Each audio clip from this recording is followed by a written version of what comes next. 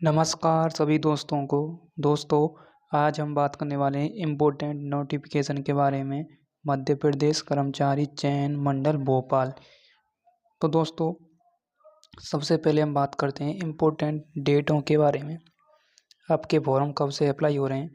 देखो दोस्तों, सबसे पहले हम बात करते हैं आवेदन पत्र भरने की प्रारंभिक तिथि आपकी क्या है, 26 नवंबर। उसके बाद आवेदन पत्र भरने की अंतिम तिथि क्या है, 10 दिसंबर। उसके बाद आवेदन पत्र में संशोधन यानी करेक्शन डेट क्या है, 26 नवंबर।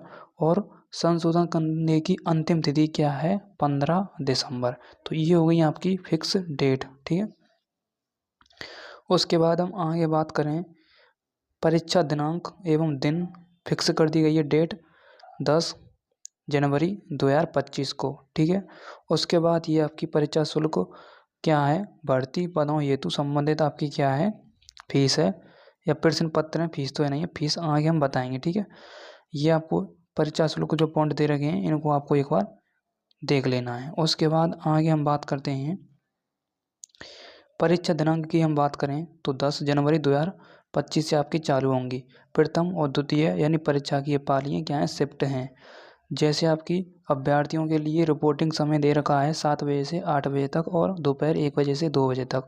उसके बाद सेकंड शिफ्ट है आपका महत्वपूर्ण निर्देश पढ़ने का समय क्या है, 8:50 से 9 बजे तक 10 मिनट मिलेंगी और 2:50 से 3 बजे तक, ठीक है, 10 मिनट मिलेंगी यानी पेपर को पढ़ने के लिए, ठीक है। उसके बाद उत्तर अंकित करने का समय ये है 9 से 11 बजे तक, ठीक है। उसके बाद 3 बजे से 5 बजे तक जो आप पेपर सॉल्व करेंगे यानी 2 घंटे मिलेंगे हर एक शिफ्ट में, ठीक है। 2 शिफ्टों में आपका ये क्या होगा, पेपर, ठीक है। उसके बाद ये टिप्पणियाँ जो आपको पालन करना है उन पॉइंटों का, ठीक है। जैसे लिखा हुआ है तीसरे पॉइंट में, अभ्यर्थी को नियम पुस्तिका में निश्चित मूल परिचय पत्र के अतिरिक्त अपना आधार कार्ड, ई कार्ड, आधार कार्ड की छायाप्रति और आधार नंबर और वोटर आईडी ये लेकर जानी है। उसके बाद आपका वेरीफाई होना चाहिए आधार कार्ड, ठीक है। ये आपको क्या रूल फॉलो करने होंगे। नेक्स्ट मैं इम्पोर्टेंट पॉइंटों के बारे में बताता जाऊंगा आपके लिए, ठीक है। उसके बाद आगे बात करें आगे की तरफ। उसके बाद सिलेबस की बात करें ऑनलाइन परीक्षा पद्धति के लिए, जैसे समूह 5 ग्रुप 5 के लिए बात करें, प्रश्न पत्र संख्या और कुल अंक आपके कितने होंगे, 100 होंगे, ठीक है। उसके बाद इसमें जो आपकी क्वेश्चन आएंगे कहाँ से आएंगे, एक आपका सामान्य ज्ञान से आएंगे और सामान्य हिंदी और सामान्य अंग्रेजी और सामान्य गणित और सामान्य विज्ञान और सामान्य अभिरुचि। ये 25 क्वेश्चन आएंगे 25 अंक के, ठीक है। उसके बाद तकनीकी ट्रेड पर आधारित प्रश्न आएंगे आपके कितने अंक के, 75 अंक के। उसके बाद 9.3 पॉइंट में देखें, एज लिमिट की बात करें तो न्यूनतम सीमा आपकी होनी चाहिए 18 वर्ष और अधिकतम आपकी होनी चाहिए 40 वर्ष, यानी मिनिमम आपकी होनी चाहिए 18 ईयर्स और मैक्सिमम आपकी कितनी होनी चाहिए, 14 ईयर्स, ठीक है। ये आपकी एज लिमिट है। उसके बाद नेक्स्ट, मध्य प्रदेश के स्थायी निवासी आवेदकों के लिए आयु सीमा भी फिक्स कर दी गई है। अभ्यर्थी की आयु की गणना 1 जनवरी 2024 से निर्धारित की जाएगी, ठीक है। ये इंपॉर्टेंट पॉइंट है, आपको देख लेना है। उसके बाद आगे बात करें भर्ती की तारीख, भर्ती का तरीका और लोक सेवा आयोग की परिधि से बाहर तृतीय चतुर्थ श्रेणी पदों के लिए, ठीक है। उसके बाद न्यूनतम एवं अधिकतम सीमा वर्ष में, ठीक है।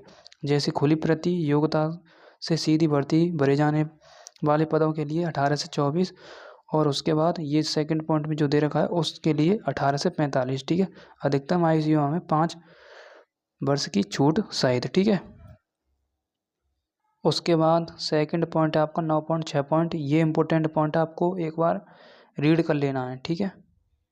उसके बाद हम आरक्षण की बात करें मध्य प्रदेश लोक सेवा के अधिनियम 1994 के उपबंधों पर मध्य प्रदेश राजपत्र 530 दिनांक 24 दिसंबर 2019 के अनुसार अभ्यर्थियों के लिए जो आरक्षण लागू होगा, जैसे अनुसूचित जनजाति के लिए 20% है, अनुसूचित जाति के लिए 16% है और अन्य पिछड़ा वर्ग 27% और आर्थिक रूप से कमजोर वर्ग कितना है, 10%। ये है आरक्षण। उसके बाद आगे बात करें संपूर्ण एवं अधिक जानकारी इस विभाग की वेबसाइट से मिलेगी। उसके बाद आगे का पॉइंट है, आगे ये पॉइंट भी आपके लिए क्षैतिज आरक्षण भी इम्पोर्टेंट पॉइंट है, ये आपको रीड कर लेना। ये पॉइंट 2-3 पॉइंट हैं, आपको रीड कर लेने। आगे की तरफ मैं बढ़ता हूँ। सबसे पहले हम बात करते हैं इम्पोर्टेंट पॉइंटों पर।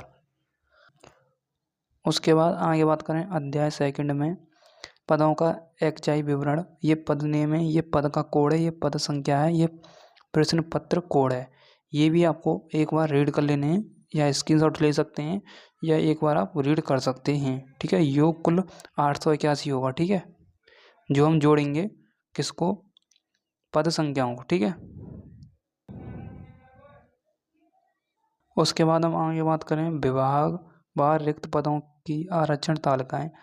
जैसे संचालनयन स्वास्थ्य सेवाएं मध्य प्रदेश भोपाल, ये पद कोड एक सीधी भर्ती रेडियोग्राफर की। इसमें कुल पद इसमें 65 हैं। वेट से इसमें 881 वैकेंसी हैं। मेरे हिसाब से अलग अलग डिवाइड किया गया है।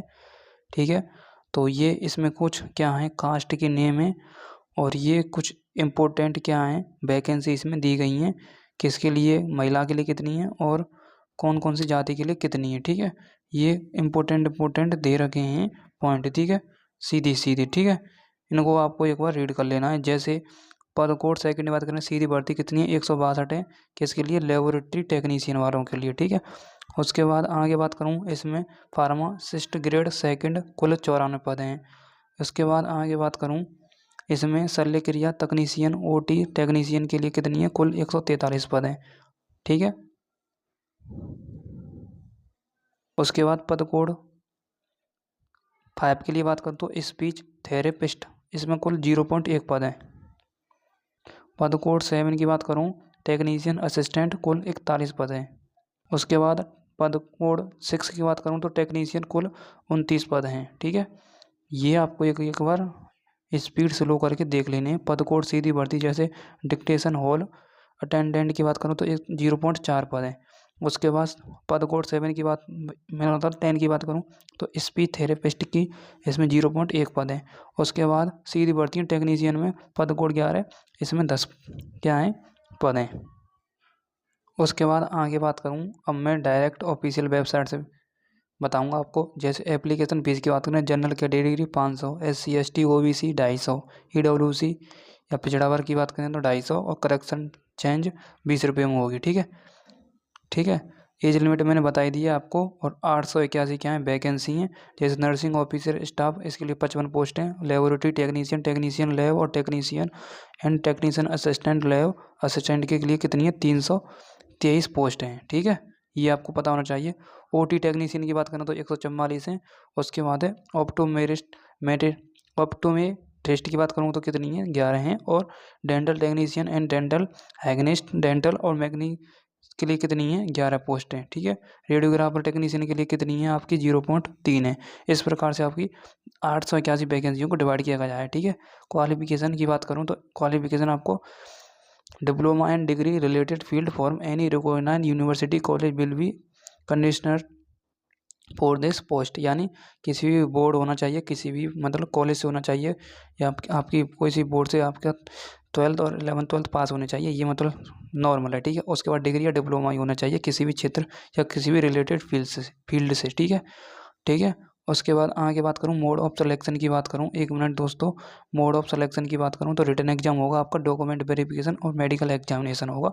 ये हैं आपकी कुछ इंपॉर्टेंट शर्तें जो आपको फॉलो करनी है। तो मिलता हूँ नेक्स्ट अपडेट।